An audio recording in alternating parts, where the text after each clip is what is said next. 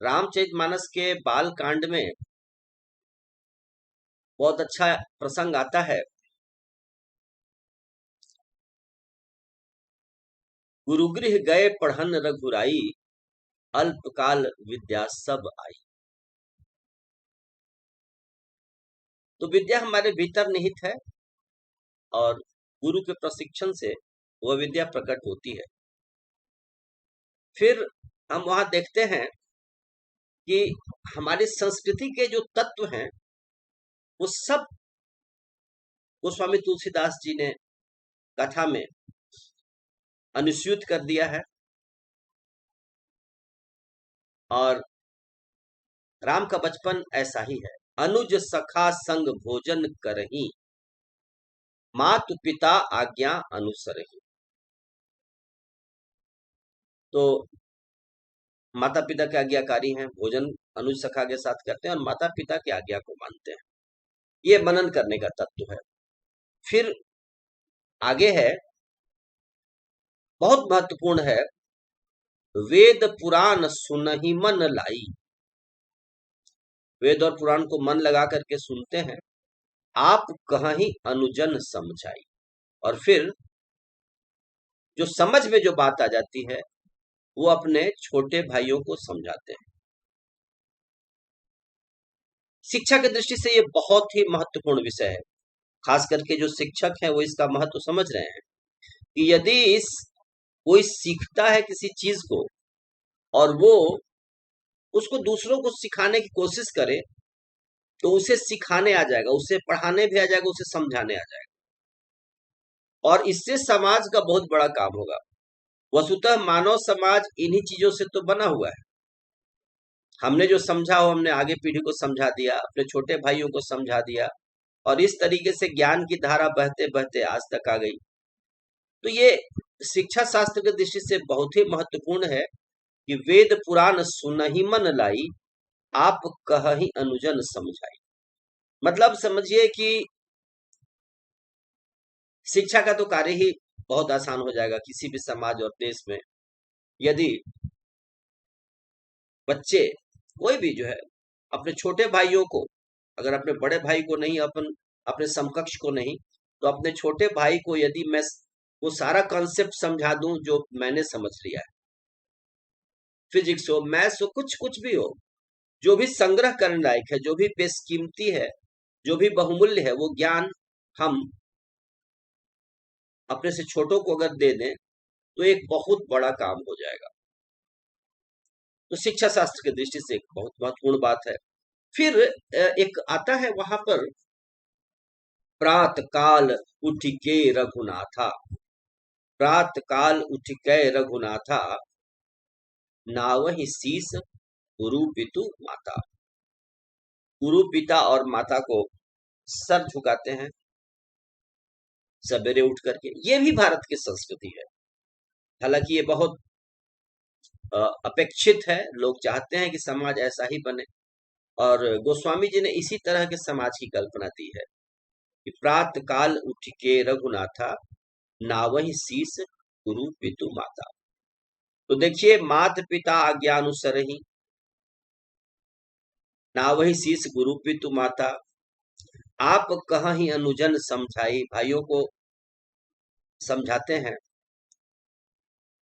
और इस तरीके से भगवान का बचपन बीतता है, श्री राम का, जो एक मैसेज लेने जैसा है कि बचपन कैसा होना चाहिए और ये भी समझने की बात है कि लालन पालन कैसे किया जाना चाहिए बच्चों का। ये दोनों बात यहाँ पर समझ में यहाँ आ जाती है। तो ये तो कथा चल रही है अयोध्या में। अब दूसरी कथा है, वो क्या है? वो बाहर चल रही है। विश्वामित्र महामुनि ज्ञानी, बसहि विपिन शुभ आश्रम जानी। विश्वामित्र महामुनि ज्ञानी हैं और आश्रम में रहते हैं। वहां पर क्या करते हैं? तो ऋषि मुनि करते हैं, योग यज्ञ जप ये सब करते हैं ऋषि मुनि। और वहां उनके यज्ञ में असुर समूह, असामाजिक तत्व, आतंकवादी गतिविधि वाले लोग बहुत बाधा पहुंचाते हैं। तो उनकी एक बार इच्छा हुई चल करके राम को लाया जाए। गाधि तनय मन चिंता व्यापी, हरिबिन मरहि न निश्चर पापी। और फिर ऐसा सोच करके वो दोनों भाइयों को, राम लखन को मांगने अयोध्या में चले आते हैं। अब यहाँ एक बड़ा अद्भुत प्रसंग आता है, मोह का प्रसंग आता है। कोई भी माँ बाप अपने बच्चे को नहीं चाहता कि वो उससे दूर जाए। सबकी यही इच्छा होती है, चाहे वो होमोसेपियन हो या पशु पक्षी। लेकिन अगर ऐसा हो तो बच्चों का विकास रुक जाएगा। तो बड़ा मार्मिक प्रश्न आता है, अनुज समेत देहु रघुनाथा, निश्चर बधमय हो सनाथा।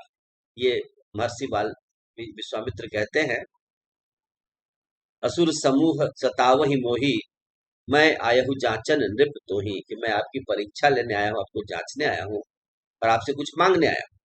अनुज समेत देहु रघुनाथा, क्या मैं राम को दीजिए भ्राता समेत, ताकि निश्चर का वध हो और हमारा यज्ञ संपन्न हो, हमारा कार्य संपन्न हो, सिद्धाश्रम राक्षसों से मुक्त हो। ऐसे समय में फिर एक बहुत इंटरेस्टिंग बात होती है कि राजा दशरथ अब वादा कर चुके थे कि जो मांगेंगे वह दूंगा, लेकिन अब मुकरने लगते हैं अपने वादे से। और यही होता है हर जगह। हर माँ बाप चाहता है उसका बच्चा उसको छोड़ करके न जाए, और इसी में बहुत बार इसे मोह कहते हैं। भारत में क्वाइन वर्ड है दशरथ मोह। दशरथ मोह का मतलब यही है कि बच्चों को अपने के पास रखना, अपने नजदीक रखना, उन्हें अपने से दूर नहीं जाने देना।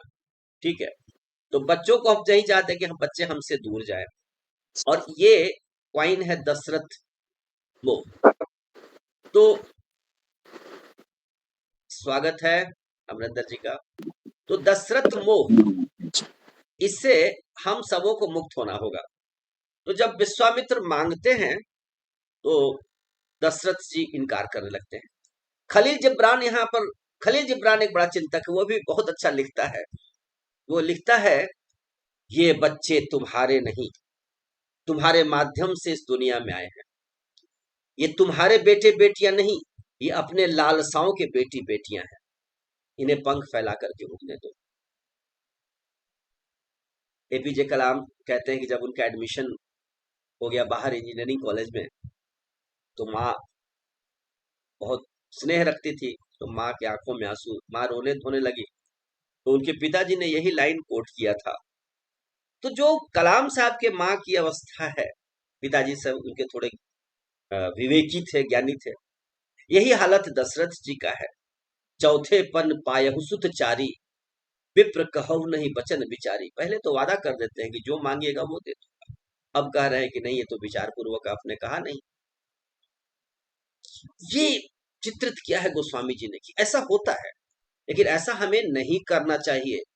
बालकों को प्रशिक्षित होने के लिए, बालकों को स्किल प्राप्त करने के लिए, ज्ञान प्राप्त करने के लिए बहुत बार घर से बाहर जाने की आवश्यकता पड़ेगी, और इसमें हमें नहीं रोकना चाहिए, क्योंकि वो भी पथिक और हम भी पथिक।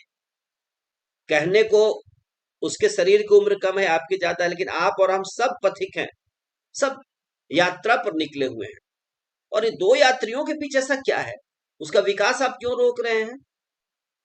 लेकिन दशरथ जी यहाँ पर बड़ी मुश्किल से संतान प्राप्ति हुई है। दशरथ जी बहुत पेशोपेश में हैं, काफी दुखी हुए हैं, विषादग्रस्त हो गए हैं। और तब उन्हीं के दरबार में रहते थे वशिष्ठ मुनि, जो बड़े ज्ञानी थे, ब्रह्मर्षि थे। ब्रह्मर्षि वशिष्ठ ने जब उनको समझाया, तब उनके मोह ने नाश को पाया, उनका मोह नष्ट हुआ। तब उन्होंने कहा कि देखो, शिक्षा तो मिलनी चाहिए, और जब तक बच्चे बाहर नहीं जाएंगे, हमारे यहाँ गांव में कहावत है कि बेटा लोटा और घोड़ा परदेश में ही चमकते हैं। तो जब तक अयोध्या से बाहर नहीं, वामदेव जी ने जितनी शिक्षा वामदेव जी को देनी थी, उन्होंने कथा कहानी सुना दिया। वशिष्ठ मुनि को जो आता था, वशिष्ठ मुनि ने सिखा दिया। विश्वामित्र एक तपस्वी ऋषि हैं, तपोबल से ब्रह्मत्व को प्राप्त कर गए हैं। उनके पास बहुत से शोध के परिणाम है, उनके पास शोध किया हुआ ज्ञान है। तो बच्चों का इससे विकास ही होगा। जब ये सारी बातें जब वशिष्ठ जी बताते हैं और कहते हैं कि विश्वामित्र के संरक्षण में यदि राम हैं, लक्ष्मण है तो इन्हें कोई छू भी नहीं सकता, इनमें स्वयं बहुत क्षमता है, लेकिन ये तो चाहते हैं कि राम का विकास हो और राम को युगांतकारी कार्य करें, इसके अंतर्गत ये राम को चाहते हैं। आप नहीं समझ रहे हैं, वो तो एक बार श्राप दे तो राक्षस भस्म हो सकते हैं। जब ये सारी बातें समझाई तो दशरथ जी ने तब उन्हें मुक्त किया बच्चों को, और अब बच्चे हमारे निकल आए। तो अब बच्चों को लेकर के विश्वामित्र मुनि, अब यहाँ एक बात और समझने की है, वो भी बात समझने की है। यही वार्तालाप के दौरान दशरथ जी कह रहे हैं कि मुझे जरा उन असुरों के बारे में बताइए, मैं चलूंगा, मेरी चतुरंगनी सेना जाएगी, मैं स्वयं चलूंगा, लेकिन बालकों को न ले जाइए। अब देखिए यहाँ पर निश्चय देखिए, कोई भी जो नई क्रांति है, कोई भी जो नया परिवर्तन है, वो नई पीढ़ी लाती है। कोई भी कंपनी है, कोई भी कंपनी का जो चेंज आ रहा है, जो कंपनी में नए विचार या जो नया ग्रोथ है, वो युवा लाते हैं। तो विश्वामित्र मुनि इस बात को जानते हैं कि इस परिवर्तन के लिए, तब उन्होंने कहा कि नहीं, इनकी उम्र तो कम है, लेकिन अब मुझे इन्हीं की आवश्यकता है, आपके चतुरंगनी सेना की मुझे आवश्यकता नहीं है। जैसे पार्थ धनुर्धर ने कहा कि मुझे नारायणी सेना नहीं, कृष्ण चाहिए, वैसे विश्वामित्र जी ने कहा कि मुझे आपकी चतुरंगनी सेना की कोई आवश्यकता नहीं है। जो कार्य है, जो युग निर्माण का कार्य है, इसके लिए युवा को आने की जरूरत है, और इसके लिए मुझे राम और लक्ष्मण की आवश्यकता है। तो एक तो पिता मोहग्रस्त न हो, माँ बाप बच्चों को निकलने दे, पंख फैलाने दे, और दूसरा, जहां युवाओं की आवश्यकता है, जहां नए विचार की आवश्यकता है, जहां ट्रांसफॉर्मेशन की आवश्यकता है, वहां युवाओं को ही लगने की आवश्यकता है। समाज को वहां युवाओं को अवसर देना चाहिए, जैसे विश्वामित्र मुनि अवसर दे रहे हैं। ताड़का, मरीच, सुबाहु और बहुत सी घटनाएं रास्ते में घटने वाली हैं। तो राम का मतलब युवा पीढ़ी का परिचय करा रहे हैं सामाजिक समस्याओं से, और उसके हल को ढूंढने में सहायता कर रहे हैं। तो संतोष पांडे सर का स्वागत है। तो इस तरीके से पहले तो अयोध्या में हम देख रहे हैं कि क्या कैसे लालन पालन होता है और कैसे ज्ञान का विकास होता है, एक संदर्भ को देखा। फिर हमने देख रहे हैं यहाँ दो मुद्दे देखे कि परिवर्तन के लिए युवा की आवश्यकता है, दशरथ की चतुरंगिनी सेना की आवश्यकता नहीं है। तो राम लक्ष्मण को अवसर मिलना चाहिए, विश्वामित्र ऋषि इस पर दृढ़ हैं, और वो राम लक्ष्मण को मतलब युवा को अवसर दे रहे हैं। और दूसरा, पिता पिता मोहग्रस्त हो रहा है कि नहीं, बच्चों को बाहर नहीं जाने दूंगा। हम लोग भी पढ़ने बाहर आए दिल्ली, तो समझिए कि पटना रेलवे स्टेशन पर जो छोड़ने आते थे लोग, उनकी आंखों में आंसू होता था, बड़ा मोह होता था लोगों। लेकिन आज जब हम बाहर आए, हम तो यही हैं, लोग बाहर पूरी दुनिया घूम रहे हैं, कल बच्चे मार्स और जुपिटर पर भी जाएंगे। तो चेतना व्यापक होती है, निश्चित रूप से बच्चों को बाहर निकलना चाहिए, ये एक बहुत बड़ी सीख है, और माँ बाप को इसमें कभी भी बाधा नहीं बनना चाहिए। कलाम साहब का उदाहरण आप देखें, सबका जो भी बाहर निकलता है उसका विकास होता है, और उसके लिए पूरी व्यवस्था करने की आवश्यकता है इस पीढ़ी को। तो ये दो तो संदेश हम यहाँ देख रहे हैं कि युवाओं को आगे आना है, और माँ बाप मोह न करें, मुक्त रूप से उन्हें आगे बढ़ने दें। दो बातें कि अगर हृदय से सटा करके हम बच्चों को रखेंगे तो उनका विकास नहीं होगा। तो इसके बाद राम आगे बढ़ते हैं। तो राम आगे बढ़ते हैं, देखिए अब हमें मनन करने की आवश्यकता है। हम तो पढ़ते हैं कथा के रूप में, बहुत ही आनंददायक ये कथा है, और बचपन में भी हम लोग इस कथा का बहुत ही, हम लोग इसका आनंद उठाते थे, एंजॉय करते थे। लेकिन इन कथाओं से हम जो क्या हम ले सकते हैं, ये बहुत आवश्यक है। तो टेक अवे क्या है, what are the take away from of these stories. तो यहाँ पर अब जब राम आगे जाते हैं तो समस्या सबसे पहले तो सिद्धाश्रम राक्षसों से ग्रस्त है, और बढ़ रहे हैं धीरे धीरे। अब देखिए ऋषि का जो कर्तव्य है, गुरु का क्या कर्तव्य है, आप पूरे जीवन को देखिए। विश्वामित्र ऋषि जब अगर रास्ते में कहीं कोई पहाड़ नदी मिलता है तो उसके पूरे ज्योग्राफी को बताते हैं, उसके इतिहास को बताते हैं।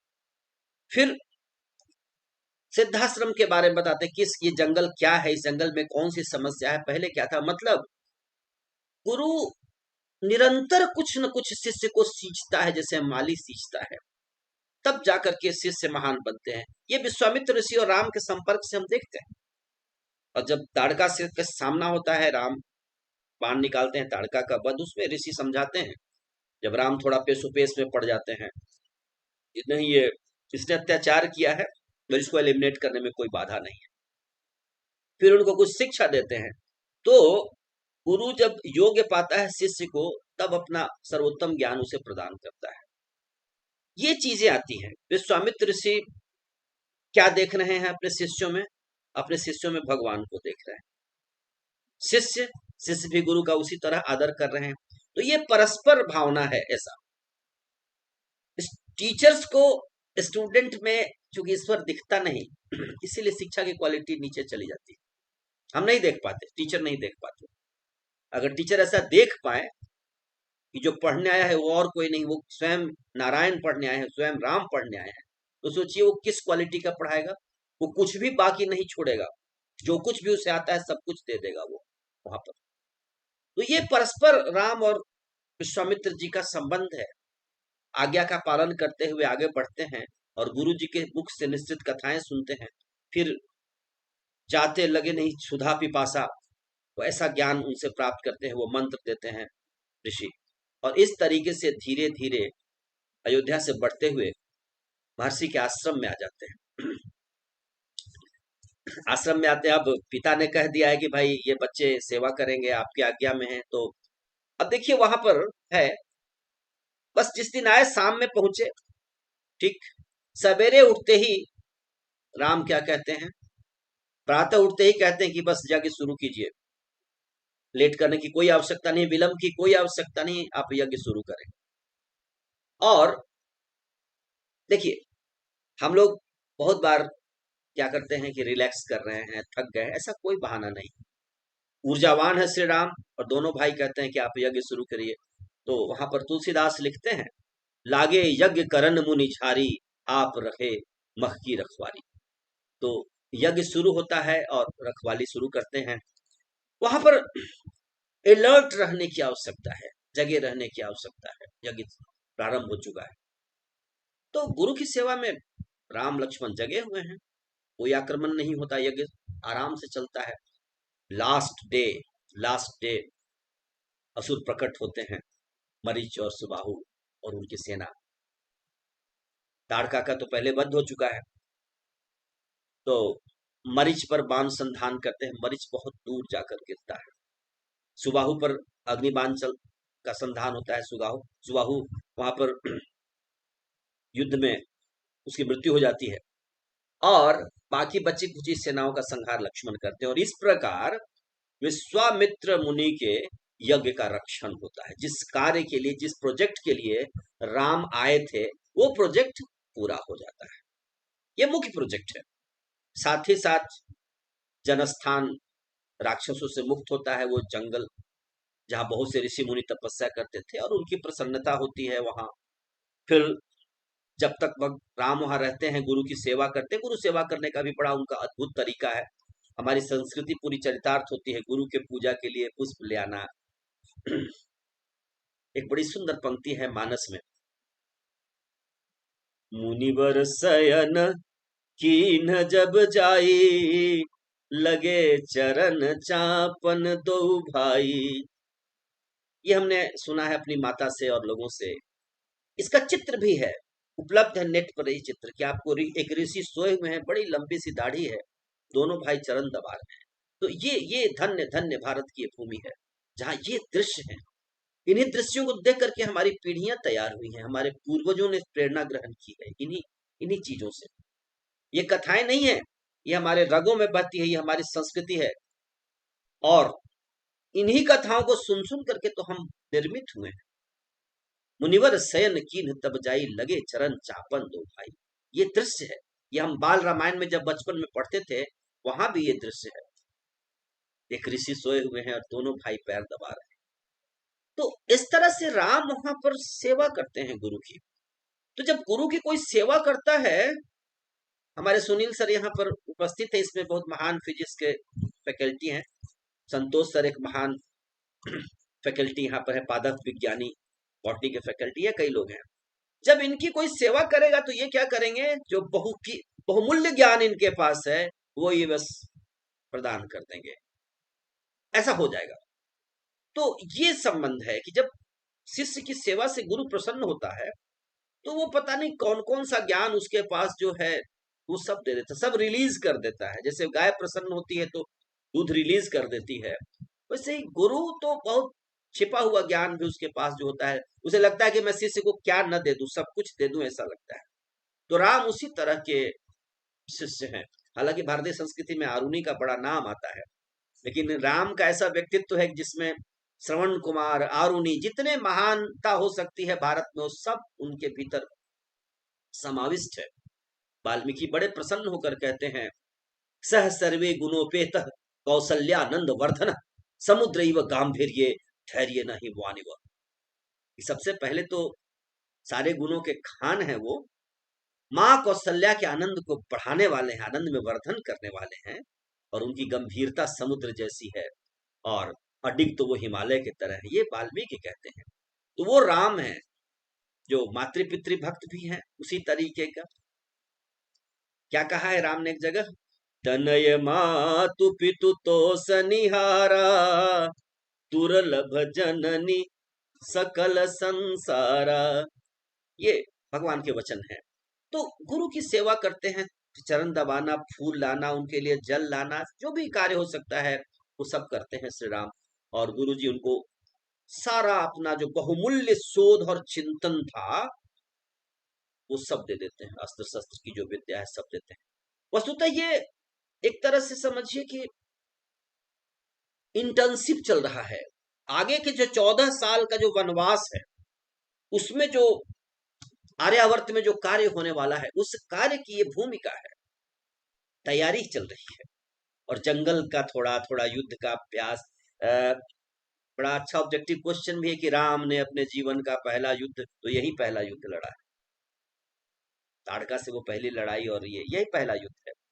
राम ने जीवन में 3 युद्ध लड़े हैं, एक यहाँ, एक जनस्थान में, खरदूषण और त्रिशरा, और फिर एक अयोध्या में, ये 3 वहाँ लंका में। तो इसीलिए श्री राम जय राम, जय जय राम 3 बार जय आ रहा है। तो पहला युद्ध का अभ्यास होना, घर से पहली बार निकलना, मतलब वनगमन की कैसी तैयारी, जो तो यहाँ लगी एक, यहाँ संरक्षण में है, यहाँ ऋषि के संरक्षण में वनगमन हुआ है, बाहर आए हैं घर से।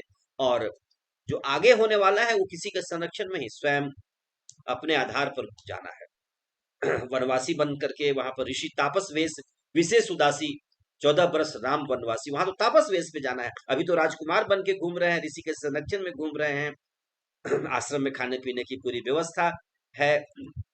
तो ये आनंद का समय है, रोज कथा कहानी ऋषि सुना रहे हैं साथ में रख करके, पूरे भारत का इतिहास भूगोल सब बता रहे हैं। ये है कहानी। फिर राम अब आगे बढ़ते हैं यहाँ से, फिर अभी जीवन की कुछ और भूमिकाएं पूरी करनी है।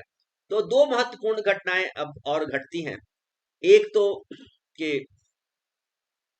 अहिल्या का उद्धार होता है जब सिद्धाश्रम से निकल करके जाते हैं, क्योंकि जनक जी के यहाँ यज्ञ होना है, और वहां भी एक बार राम के द्वारा धनुष भंग होने से राक्षसों को चुनौती मिलती है। लेकिन वहां पर इसमें 2 महत्वपूर्ण, अत्यंत महत्वपूर्ण बात है। एक तो कि अहिल्या जी का उद्धार होना, छुअत शिला भई नारी सुहाई, और दूसरा उठहु राम भंजहु भव चापा मेटहु तात जनक परितापा। तो जनक जी के परिताप को दूर किया जाना है। ये 2 घटनाएं और भी घटती हैं आगे चल करके, जिसमें बहुत महत्वपूर्ण बातें आती हैं आगे चल करके। ये आगे निकलते हैं, और जब गौतम ऋषि की पत्नी अहिल्या का उद्धार होता है, फिर जाकर के जनकपुरी में ये अमराई में रुकते हैं। रास्ते में विश्वामित्र ऋषि जब गंगा नदी आती है तो गंगा का पूरा इतिहास बता देते हैं। ये गुरु की देखिए कैसी बड़ी भूमिका है। गंगा नदी आई तो गंगा का इतिहास बताए, जो आ रहा है उसका पूरा का पूरा इतिहास बताते हैं और अच्छी तरह से एक्सप्लेन करते हैं, ताकि शिष्य को अपनी संस्कृति की अच्छी समझ हो। तो ये रास्ते में एक बड़ी घटना घटती है कि गंगा ये पूरी इतिहास गंगा का बताते हैं। फिर वहां जाते हैं तो जनक जी बड़े ज्ञानी हैं, बहुत ज्ञानी हैं जनक जी, और भगवान ने गीता में कर्मयोगियों में जनक जी का वर्णन किया है। तो वो जनक जी भी बहुत आकृष्ट होते हैं राम से, लखन से। कहते हैं कि जो मेरा विराग युक्त मन है वो भी उस विराग को छोड़ रहा है, उस ब्रह्म सुख को छोड़ करके बार बार इधर मुड़ रहा है, ऐसा कहते हैं। और फिर विश्वामित्र ऋषि उन्हें बताते हैं इनडायरेक्टली कि ये कौन है। ये वो हैं जो जहां तक प्राणी है सबको मोहित करने वाले, सबको आकृष्ट करने वाले ये दोनों भाई हैं। और वहां पर विश्वामित्र ऋषि, हालांकि राम को पाने में उन्हें बड़ी कठिनाई हुई है, बहुत तर्क वितर्क किया जाना है, लेकिन देखिए वहां क्या कहते हैं। कहते हैं कि कि मेरे यज्ञ की रक्षा के लिए इन्हें भूप ने पठाया है, इन्हें दशरथ जी ने भेजा है, ऐसा कहते हैं विश्वामित्र ऋषि वहां पर। तो ये है भूमिका कि कोई भी किसको श्रेय देना है तो ये नहीं कहते कि मैं, उन्होंने कहा कि नहीं, ये राजा दशरथ को श्रेय देते हैं कि उन्होंने पठाया है मेरे यज्ञ की रक्षा के लिए। ये वर्जन है उनका। हालांकि राम को पाने के लिए उन्हें बहुत तर्क वितर्क करना पड़ रहा था। फिर राम जी वहां रहते हैं, फिर बड़े भाई की फिर भूमिका निभाते हैं। ज्यादा अंतर नहीं है, जन्म तो लगभग साथ ही हुआ है, फिर भी चूंकि भाई बड़ा है और जो बड़ा भाई है वो लोग सब समझ रहे हैं कि बड़ा भाई क्या करता है। बड़े भाई के पास एक बहुत बड़ी जिम्मेवारी है कि अनुज सखा आप कहीं अनुजन समझाई, वेद पुराण सुनहि मन लाई। यहाँ भी लखनलाल जी को नगर दिखाना, यज्ञशाला, धनुषाल पूरा का पूरा दिखाना, बड़े भाई की पूरी भूमिका यहाँ निभाते हैं। और कहते हैं कि मुनि से कि भाई कि गुरुवर लखन शहर देखना चाह रहे हैं, नगर, और ये कुछ कह नहीं पा रहे हैं, मैं इनको घुमा करके लाऊं। तो ऋषि कहते हैं कि ठीक है, आप इनको घुमा करके लाइए। तो ये बात आती है। फिर एक और बड़ी महत्वपूर्ण यहाँ प्रसंग, बहुत महत्वपूर्ण प्रसंग आता है, वाटिका का प्रसंग, जहां सीता और राम दोनों एक दूसरे को देखते हैं। लोचन मग राम ही उर आनी, दिन्ही पलक कपाट सयानी। ये तुलसीदास ऐसा वर्णन करते हैं। लता भवन ते प्रकट भय तेहि अवसर दो भाई। तो इस तरीके से वहां पर अब वहां एक बड़ा नैतिक प्रश्न उठता है, बड़ा नैतिक प्रश्न उठने लगता है। दोनों भाई वो ये नहीं करते आपस में, तो वहां नैतिक प्रश्न उठता है कि भाई मेरा मन ऐसा चंचल क्यों हो रहा है। राम लखन दोनों भाई बात कर रहे हैं, उसमें एक लाइन आती है, रघुवंश सिनकर सहज सुभाऊ, मन कुपंथ पग धरे न काऊ। ये पंक्ति मुझे याद से हो गई है। रघुवंश सिनकर सहज सुभाऊ, मन कुपंथ पग धरे न काऊ, मोहि अतिशय प्रतीति मन केरी, जही सप नहीं पर नारी नहीं। ऐसा आता है कि भाई ये मन क्यों, भाई सीता की तरफ ये मन क्यों देखने लगा, मैं क्यों देखने लगा। तो लखन लाल जी कहते हैं कि नहीं, ये कुछ नियति का ही कुछ निर्णय है, पहले से निर्णय है। तो ये है भारत की संस्कृति, ये है हमारी संस्कृति, ऐसा है हमारा आदर्श। शिवाजी महाराज के बारे में कहते हैं कि कोई मुगलों के साथ कभी लड़ाई चल रही थी, तो कोई मुगल कन्या कभी इनके सेना के कब्जे में आ गई, तो सेना ने ला करके इनके सामने समर्पित कर दिया। तो दूसरे दिन शिवाजी महाराज ने पालकी पर रखवा करके उनको उनके घर भिजवाया। तो ये भारत की संस्कृति है। और तुलसीदास तो बड़े ही चूंकि मर्यादा पुरुषोत्तम के भक्त हैं, तो उन्होंने ऐसी मर्यादा रखी है कि मानस एक ऐसा ग्रंथ है कि किसी के भी हाथ में हम रामचरितमानस रख सकते हैं, माँ बाप के साथ पढ़ सकते हैं, अपने बच्चे के साथ पढ़ सकते हैं। इस ग्रंथ में इस तरह की बात है, ये कालिदास वाला ग्रंथ नहीं है। तो ऐसी चर्चा होती है, और फिर छल तो है नहीं, ऋषि को भी बता देते हैं ये बात वो दोनों भाई, फिर वो आशीर्वाद देते हैं।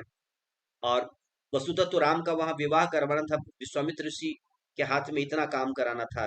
जैसे जामवंत जी का अपना कुछ रोल है रामचरितमानस में या पूरे राम कथा में, सेना को समुद्र सीतान्वेषण वाले दल को प्रेरित करने का की जिम्मेवारी है, दायित्व है, जैसे अंगद उनका जामवंत जी का, वैसे ही विश्वामित्र की क्या जिम्मेवारी थी कि राम जी का इंटर्नशिप ट्रेनिंग हो जाए, उनको थोड़ा जंगल का, घर से बाहर का अनुभव हो, अस्त्र शस्त्र का थोड़ा अनुभव हो जाए, थोड़ा राक्षसों के साथ थोड़ा युद्ध वगैरह हाथापाई हो जाए, फिर विवाह उनका करा दिया जाए। इतना कार्य उनके जिम्मे था, उनका दायित्व था। तो ये बड़े बखूबी निर्वाह कर रहे हैं।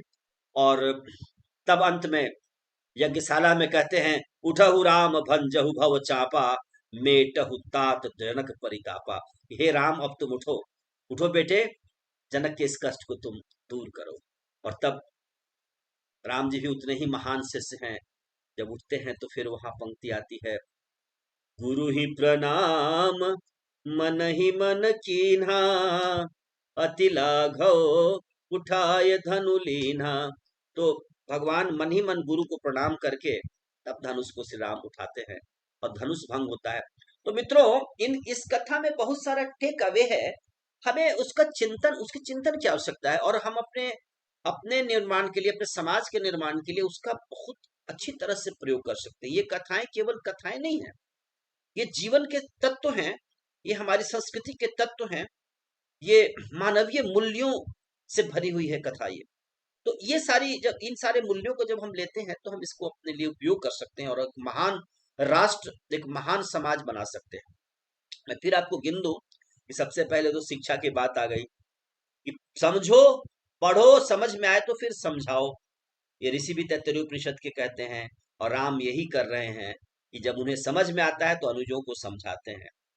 माता पिता का आदर करते हैं, सवेरे उठ करके प्रणाम करते हैं। हाँ, और एक और महत्वपूर्ण बात है इसमें, बहुत महत्वपूर्ण बात है, जैसे हनुमान जी बड़े फ्लेक्सिबल हैं, सूक्ष्म रूप धरि सियहि दिखावा, विकट रूप धरि लंक जरावा, अभीम रूप। तो जैसे सूक्ष्म, विकट और भीम रूप आदमी को रखना चाहिए, जैसे फ्लेक्सिबल होना चाहिए, वैसे गुरु भी बदल सकते हैं।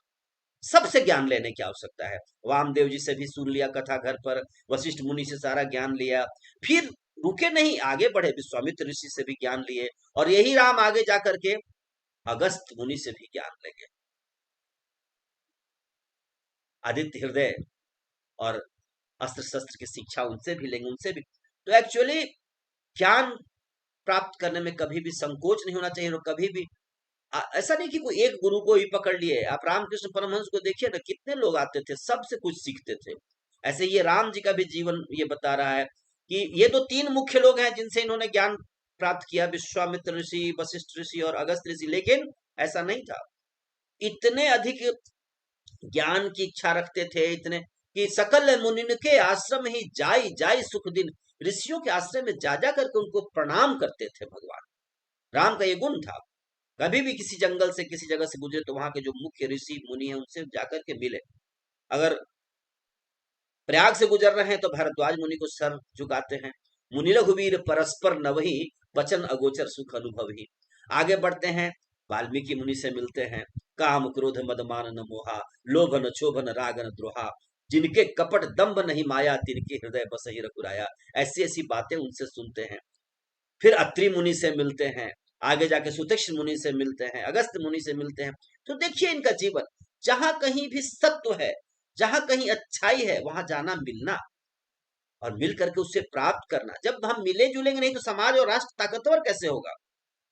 एक सबल राष्ट्र बनाने के लिए हमें क्या मिलने जुलने की आवश्यकता है, इससे सद्भावना बढ़ती है समाज में। ये उन्होंने करके दिखाया। और वाल्मीकि तो लिखते हैं कि राम पूर्वभाषिकम, उनके अनेक गुण जो है उसमें एक ये भी था कि राम वेट नहीं करते थे कि वो गुड मॉर्निंग बोलेंगे तो मैं प्रणाम करूंगा, नहीं, किसी के कुछ कहने के पहले ही इधर से नमस्कार कर देते थे। पूर्वभाषिक थे, ये राम थे। और सकल मुनि के आश्रम ही जाई जाई सुख दिन, सबसे मिलते जुलते थे। तो हमें वेट नहीं करना चाहिए, हमें सारे अच्छे लोगों से मिलना चाहिए, अच्छे लोगों का एक संगठन होना चाहिए। ये राम जी अपने जीवन में करके दिखा रहे हैं। ज्ञान के लिए गुरुओं को बदलते रहिए, उसमें कोई दिक्कत नहीं है, सारे गुरुओं के प्रति स्नेह हो। कहीं एक जगह रुकेंगे तो क्या होगा, हम शिथिल हो जाएंगे, वहां पर स्टेग्नेशन आ जाएगी, वहां पर गतिहीनता नहीं लानी है। ये इतने सारे मैसेज हैं केवल राम जन्म से लेकर के धनुष भंग के बीच में, जिस पर हमने अभी कुछ विचार डालने की कोशिश की।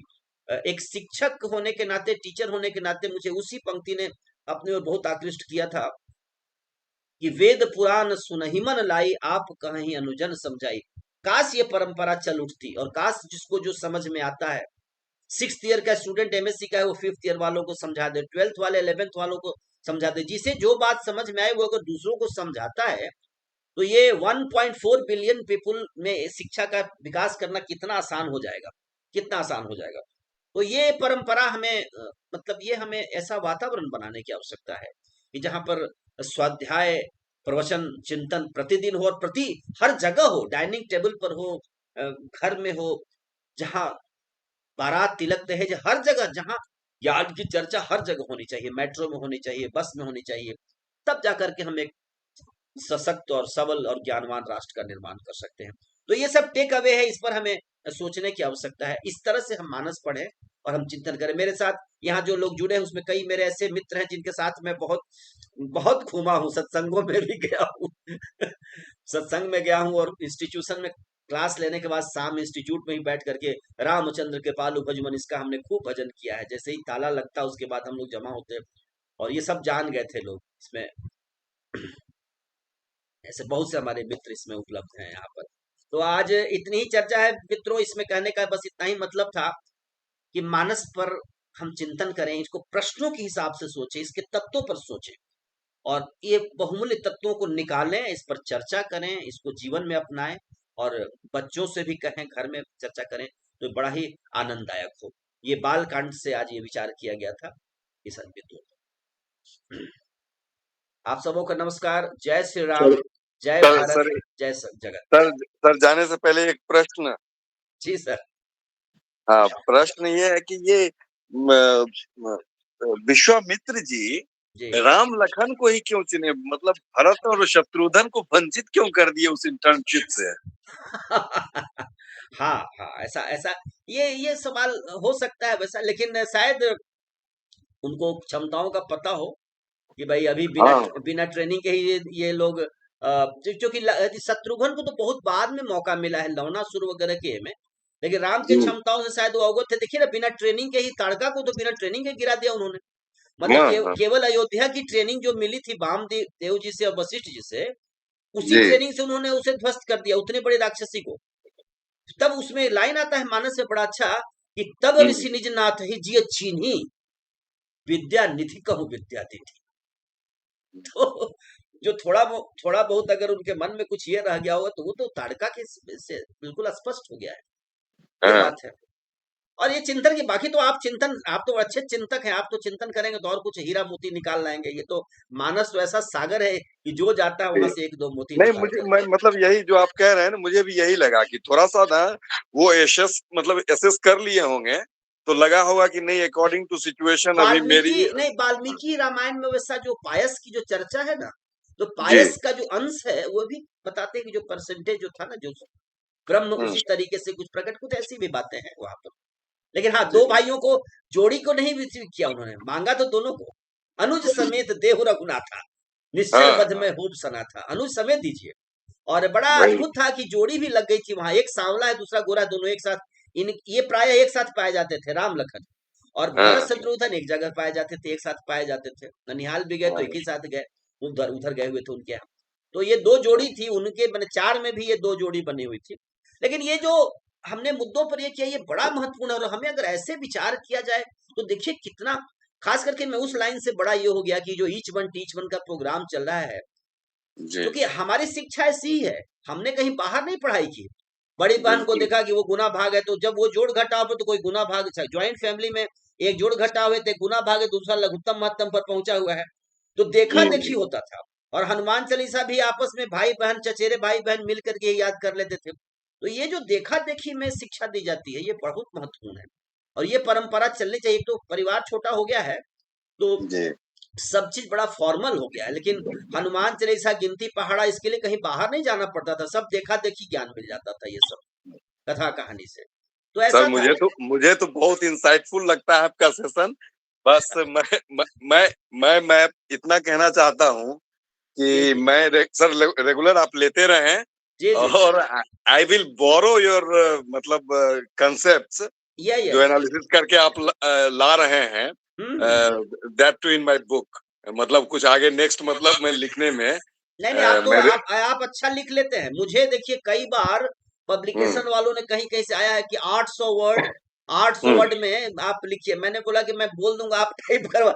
ऐसा कई बार आया मेरे पास कि मतलब लेकिन आप लिखते हैं, और आपने कहीं कहीं ग्रंथों को भी, जैसे आज आपका मैं देखा था, तो अच्छा है। इसको आपका लेखन बहुत अच्छा है, और इसको रोकिए मत, इससे समाज में बहुत प्रेरणा मिलती है। किसी न किसी को जो बोल सकता है वो बोले, जो लिख सकता है वो लिखे, जो गा सकता है वो गाए, लेकिन सब कुछ न कुछ करे, क्योंकि इस धरती पर जो है उनको क्या है, कंट्रीब्यूशन करना ही चाहिए। ये बहुत अच्छी बात है। जी, बहुत अच्छा। सर दूसरा ये भी थोड़ा-सा संशय है, वो जो अभी जो रेफरेंस में आपने जो कहा जी। कि तुलसीदास का रामायण हम लोग किसी के साथ पढ़ सकते हैं, कालिदास के बारे में कुछ बोले, मैं मिस कर गया शायद वो। हाँ, वो अरे तो क्या? आपको पता है ना भवभूति और कालिदास। कालिदास ने तो कुमार संभव वगैरह लिखा, वो पढ़ नहीं सकते। ऐसा बाद हुँ, में उनके ऊपर तो फिर वो व्याधिग्रस्त हो गए और फिर उनको फिर वो लिखना पड़ा रघुवंशम वगैरह। तो कालिदास हुँ, ने श्रृंगार, आपको जो तुलसीदास आते हैं ना, आप देखिएगा जी, पंक्ति उसमें क्या लिखा है। जी, जी। जगत मातु पितु शंभु भवानी, तेहि श्रृंगार हुँ, न कहो बखानी। हुँ, हाँ, गगन सहित बसहि भय कैलासा करहि विविध विधि भोग विलासा। तब जन मूषण बदन कुमारा, तारक असुर समरजहि मारा। ये कह के निकल गए, लेकिन उन्होंने हुँ, कहीं श्रृंगार का वर्णन नहीं किया किसी भी देवी देवता भगवान और की। कालिदास हुँ, ने ये किया।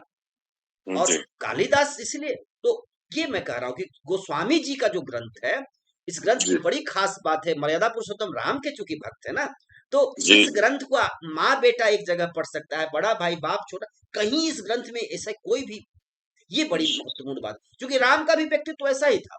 तो उसी तरह हुँ, का गोस्वामी जी ने जो ग्रंथ लिखा है वो बड़ा बैलेंस्ड है और बड़ा उसमें हुँ, समन्वय है। ये एक अलग हुँ, विषय है विचार हाँ, करने का, लेकिन ये है। इसको मैं शायद पहले तुलसी जयंती के दिन इन विषयों पर मैंने उठाया था। 23 सितंबर पर हमने जो बात किया था ना, उस दिन हमने इस पर बात किया था। 23 मतलब, अगस्त। हाँ अगस्त को बात किया था।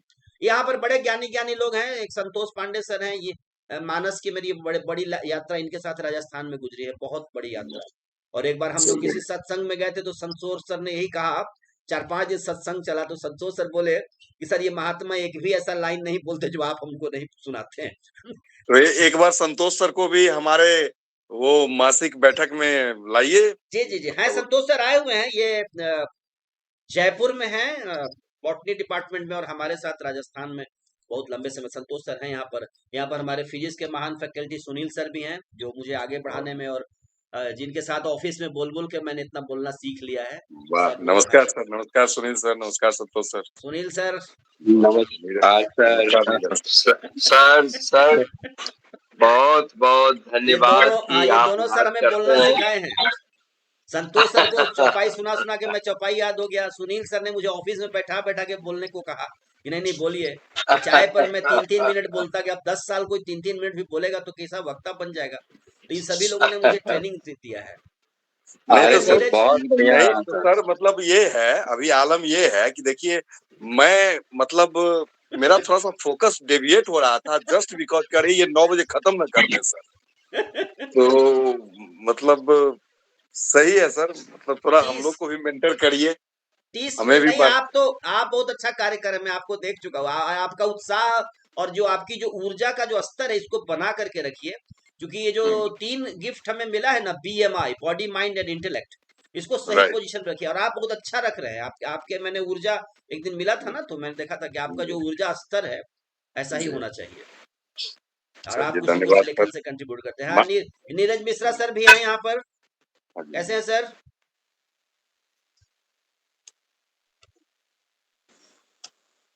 जी सर प्रणाम, मैं बहुत अच्छा हूँ। जी ठीक मेरी है। आवाज आ रही है? जी जी, आवाज आ रही है सर, बिल्कुल आवाज आ रही है। बहुत पहली बढ़िया। पहली बार जुड़ा हूँ, थोड़ा व्यस्त रहता हूँ, लेकिन अपने समाज से बहुत प्रेम है, अपने धर्म से भी है। हम भी अरे कुछ कुछ बहुत करते अच्छा, रहते हैं बहुत अपने बहुत अच्छा। समाज अरे धर्म के लिए। ऐसे ही मिलजुल करके हमें, भारत को हम एक महान राष्ट्र बना देंगे। हम लोग सब मिलजुल करके ही तो सारा काम हो सकता है। ठीक है सर, तो मानस जी पर ऐसे बहुत ही चर्चा अच्छा, रहे। बहुत मेरा भी, हमारा भी झुकाव रामचरितमानस, भगवत गीता और मैथमेटिक्स की तरफ है। तो कभी मैं मानस और कभी ये, तो इसके लिए मुझे कुछ करना नहीं पड़ता है, ये सहज है। ऐसा कभी भगवत गीता पर भी चर्चा होगी। तो ठीक है सर, आज इतना ही। धन्यवाद। चलिए, जय श्री राम। बहुत-बहुत धन्यवाद सर, मिलते हैं अगले संडे फिर जी से जी सर। जी सर, बिल्कुल सर। जय ओके। श्री राम। जय श्री राम, नमस्कार, जय श्री जय राम। श्री जय राम, श्री जय श्री राम। जय श्री राम। जय श्री